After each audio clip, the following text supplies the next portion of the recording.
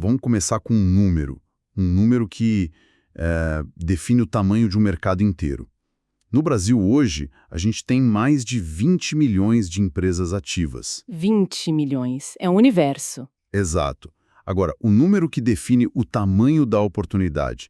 Cerca de 80% delas, ou seja, 16 milhões de negócios, operam com seu ativo mais valioso, que é um nome completamente desprotegido. É um oceano de risco silencioso. Exatamente. E também de potencial para quem sabe navegar, né? E é fundamental a gente entender a origem desse risco, porque não é assim por má fé ou negligência. É por uma confusão quase universal no mundo do empreendedorismo. Que confusão é essa? O empresário abre o negócio, ele vai lá, registra o CNPJ na junta comercial e acredita, sinceramente, que aquele documento protege a marca dele. Ah, o clássico. É o equívoco mais comum e, sem dúvida, o mais caro que existe. A gente já viu prejuízos reais passarem de R$200 mil, assim, da noite para o dia, por causa disso. Nossa, é exatamente sobre isso a nossa conversa de hoje. A gente vai analisar a fundo o que significa construir uma carreira como consultor estratégico nesse mercado, mas não de forma autônoma, solitária. Isso. Vamos falar sobre como atuar com a estrutura e principalmente a inteligência de uma empresa como a Chiasato Marcas e Patentes. A proposta aqui não é sobre vender registros, né? Não mesmo. É sobre entregar inteligência. É sobre se posicionar como um conselheiro essencial para o futuro desses negócios. Ok, vamos desvendar esse cenário então. 16 milhões de empresas vulneráveis. É um número tão grande que até é difícil de visualizar. O que isso significa na prática, no dia a dia do mercado? Significa, assim, que milhões de empreendedores estão construindo valor num terreno que não é deles. Legalmente não pertence a eles. Como assim? O pilar que sustenta todo o mercado de propriedade industrial no Brasil é simples e direto. A titularidade de uma marca pertence a quem a registra primeiro no INPI, o Instituto Nacional da Propriedade Industrial. Quem chega primeiro, leva. Exato. Não importa se você usa o nome há 10 anos.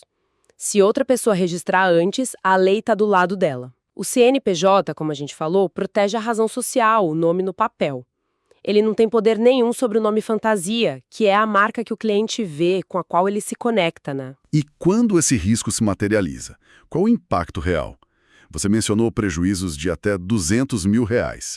Isso parece extremo.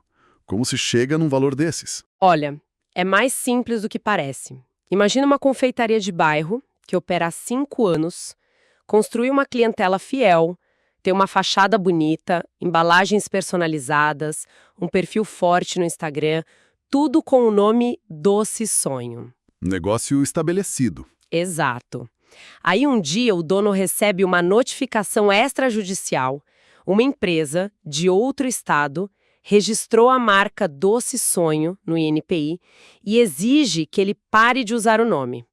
Imediatamente. Aí o mundo dele desaba. Totalmente. Agora soma os custos. Ele precisa pagar um advogado, criar uma nova marca do zero, trocar a fachada, reimprimir todas as embalagens, cardápios, mudar o domínio do site, o nome de todas as redes sociais e o pior. Comunicar para todo mundo que ele mudou de nome. Exato. Comunicar para a clientela que a Doce Sonho não existe mais. Ele não perde só dinheiro. Ele perde o valor que construiu por anos. O custo de não registrar não é uma taxa, é o custo de recomeçar do zero. Entendido, o problema é enorme, é claro, e para muitos invisível até ser tarde demais. Isso nos leva à solução, então. Como um consultor pode atuar nesse cenário de forma eficaz? Eu fico imaginando que para um profissional sozinho seria quase impossível navegar essa complexidade toda. Seria, com certeza. E é por isso que a abordagem tradicional de escritório de registros já não responde aos desafios de hoje. Na Chiasato, a gente nem se define assim. Nós operamos como um sistema de inteligência em propriedade intelectual, o CIP. CIP, ok. Soa técnico. O que isso significa na prática? Para o consultor e para o cliente. O fascinante aqui é a arquitetura por trás do conceito. O CIP é a combinação de 3 pilares que tradicionalmente não conversam: O primeiro é o rigor técnico-jurídico, a base de tudo, isso é inegociável. Certo. O segundo é uma visão estratégica de negócios. Ou seja, a gente entende que uma marca não é só um nome, é um ativo que precisa estar alinhado com os objetivos de crescimento da empresa. E o terceiro pilar que amarra tudo é a tecnologia, incluindo a inteligência artificial. Ah, aí que entra a IA. Exato, nós usamos IA para fazer análises preditivas de risco, mapear concorrentes, automatizar toda a parte burocrática. Assim, o consultor não gasta tempo preenchendo formulário, sabe? Ele gasta tempo pensando na estratégia do cliente. E essa estrutura já tem um histórico, né? Pelos dados que eu levantei, são mais de 20 anos de inteligência de mercado, mais de 1.000 processos de registro conduzidos e parcerias em mais de 50 países. Mas o que mais me chamou a atenção foi um conceito no manifesto da empresa: a ética da não venda. Isso parece contraintuitivo. Como funciona? Essa é a chave de tudo. A ética da não-venda é uma diretriz operacional. Significa que o diagnóstico técnico sempre vem antes de qualquer proposta comercial. Sempre. Sempre, se a massa análise que é turbinada pela IA do CIP mostra que a marca que o cliente quer registrar tem um risco de colisão altíssimo com outra que já existe, ou simplesmente não agrega valor estratégico, a nossa recomendação é clara e direta: não registre. Vocês dizem não para o cliente? Dizemos não e formalizamos essa recomendação. E qual é a lógica por trás disso? Recusar uma venda parece contra o objetivo de crescimento. A lógica é que a confiança é o nosso principal ativo, não a venda de um único registro. Um não honesto e bem fundamentado constrói uma reputação de integridade que uma venda forçada jamais conseguiria. Esse cliente que poderia ter um problema jurídico enorme no futuro, ele passa a confiar na gente de tal forma que nos indica para toda a rede dele. Faz sentido. A verdade precede a venda, porque ela constrói uma carreira de longo prazo, não só uma comissão de curto prazo. Isso redefine completamente o papel do profissional. Com tanta tecnologia fazendo o trabalho pesado de busca de análise, qual se torna a principal função do consultor nesse ecossistema? A principal função é fazer o que a máquina não pode. A palavra que melhor define é conselheiro. O CIP entrega os dados, a análise de risco, o mapa do território, sabe? O consultor é quem senta com o cliente, traduz essa informação, ouve as angústias, entende a ambição por trás daquele negócio e ajuda a tomar a melhor decisão. É uma atuação mais estratégica do que transacional. Muito mais. A tecnologia libera o consultor para ser mais humano. Você poderia me dar um exemplo prático? Uma situação onde essa habilidade humana de ser um conselheiro fez toda a diferença? Claro! Tivemos um caso de um cliente que queria registrar uma marca para uma linha de cosméticos. O nome era bom, sonoro. Mas a nossa análise de IA sinalizou um risco moderado de colisão com uma marca de produtos de limpeza. Produtos diferentes, mas risco de confusão. Exatamente. O sistema deu alerta, o trabalho do consultor foi sentar com o cliente e explicar o juridiquês de forma simples. Foi algo como: olha, a lei pode entender que, mesmo sendo produtos diferentes, o consumidor pode se confundir. Você pode até conseguir o registro, mas corre o risco de viver com uma dor de cabeça jurídica para sempre. Vale a pena construir seu sonho nessa base? E o cliente? O cliente entendeu na hora. Ele mudou o nome ligeiramente e hoje tem uma marca forte, segura. O consultor não vendeu um serviço, ele evitou um problema futuro. Isso gera uma gratidão e uma lealdade que não tem preço. É a diferença entre ser um tirador de pedidos e um parceiro estratégico. E já que a gente tocou nesse ponto, vamos falar sobre a carreira e a parte financeira. Como um profissional constrói uma renda sólida e crescente nesse modelo? A base, claro, é o comissionamento direto por cada registro que é formalizado.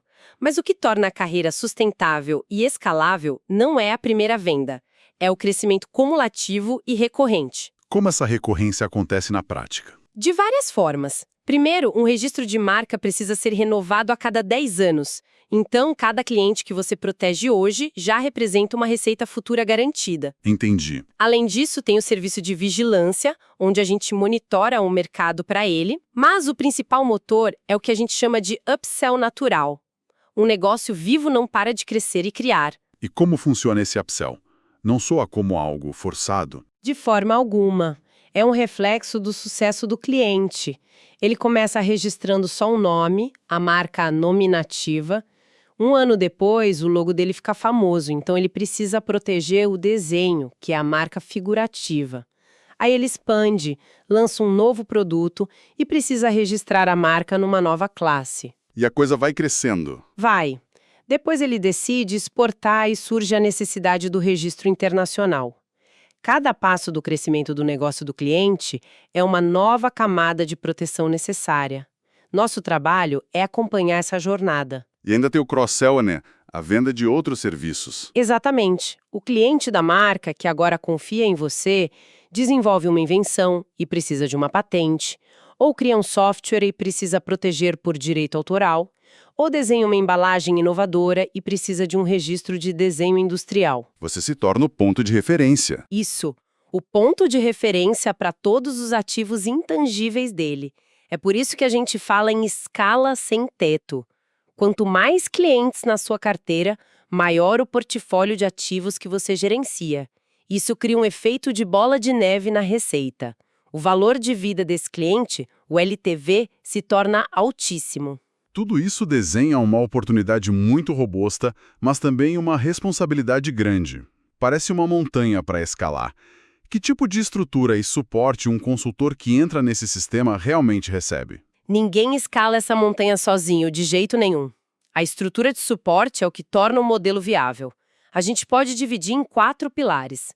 O primeiro, já falamos, é a tecnologia, o CIP. Ele cuida da busca com IA, da automação, do monitoramento de prazos. Ele é seu assistente incansável. Certo. Qual o segundo pilar? Formação completa. E não falo de um manual, é um ecossistema de aprendizado contínuo. Temos podcasts de capacitação com estudos de casos reais, guias práticos e até simuladores de IA, o que chamamos de GPT estratégico. Um GPT para treinar. Isso, onde o consultor pode treinar argumentação, neutralizar objeções em cenários simulados. A meta é que ele chegue para conversar com o cliente com uma preparação e uma confiança enormes. E além da tecnologia e do treinamento, existe o suporte humano no dia a dia? Com certeza. É o terceiro pilar, a equipe técnica de retaguarda. O consultor não precisa ser um advogado especialista em propriedade industrial. Ele tem um time de especialistas por trás, que dão esse suporte. Exato, que fazem análise de viabilidade aprofundada, montam a matriz de risco de cada caso e, se necessário, conduzem as defesas técnicas junto ao INPI. O consultor está na linha de frente, mas tem um exército de especialistas garantindo a segurança de cada passo. Isso é crucial. E o quarto pilar? O suporte contínuo e a cultura. Isso se traduz em acesso direto a consultores sênior para mentoria, uma cultura de feedback para desenvolvimento constante e um plano de carreira claro. O avanço aqui não é baseado em volume de vendas, mas em impacto mensurável gerado para os clientes. É uma meritocracia baseada em resultado, então? Baseada em excelência e na capacidade de proteger o legado dos negócios que confiam na gente. Fazendo um resumo poderoso aqui, estamos falando de uma oportunidade para entrar no mercado com milhões de negócios desprotegidos. Mas não de qualquer maneira. É com formação, tecnologia e o suporte de uma empresa que opera com um método claro e que, pelo que eu vejo, não aceita mediocridade. A mensagem central é essa: não vendemos registros. Nós entregamos inteligência estratégica em propriedade intelectual. É uma mudança de paradigma, sabe? Uma forma de elevar a atuação nesse setor a um nível de consultoria de alto impacto. Se essa proposta de carreira, essa visão de mercado, faz sentido para o profissional que está nos ouvindo, a Casado está pronta. A próxima etapa é a formação, uma série de 7 episódios que vão preparar quem for selecionado para atuar com a excelência que esses milhões de empreendedores merecem. E para encerrar, eu deixo um pensamento para reflexão. Pense na diferença entre ser um fornecedor de serviço, alguém que tira um pedido, e ser o guardião do legado de um negócio, alguém que protege o futuro de uma empresa. Qual desses papéis constrói uma carreira de verdadeiro impacto?